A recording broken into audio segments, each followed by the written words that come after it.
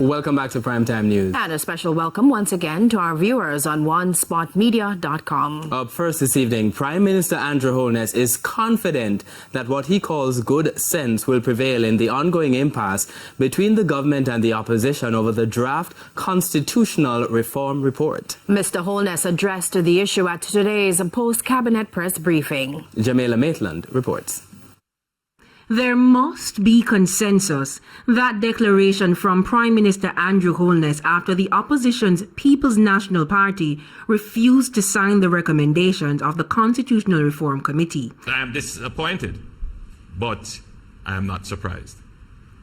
I'm not surprised that they would have tried to find every way out of seeing this process through to its rightful conclusion.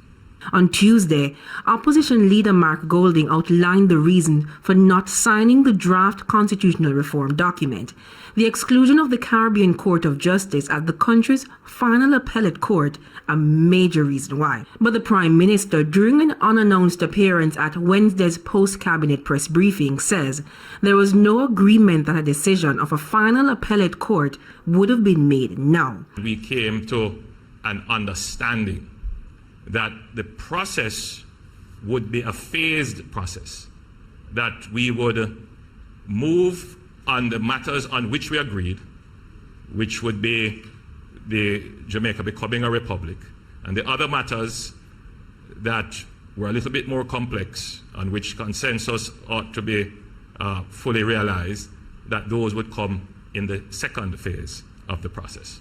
Meanwhile, Legal and Constitutional Affairs Minister Marlene Malahoo Ford chided the opposition for what she described as derailment. I can't understand how it is that now that we get to the stage of moving closer to implementation, we're accused of rushing after such a long time of delay.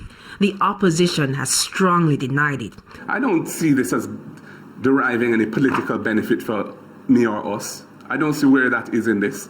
This is about principle, and we will stand by principle because the future generations of Jamaica will never forgive us if we don't. Minister Malahoo Ford acknowledged the letter from the opposition, detailing its concerns, and says a written response will be provided. As for what happens in the meantime, well, Cabinet is expected to discuss and eventually approve the proposal, and she says that could take time. As for the government's position on the final court, having accepted that the process would be phased, what they required was a clear timeline as to when we would get to the issue. And we said then and say again that the intention always was to get the bill in to deal with the abolition of the monarchy as the form of government and then begin the work on the final court. Jamaica Maitland, TVJ News.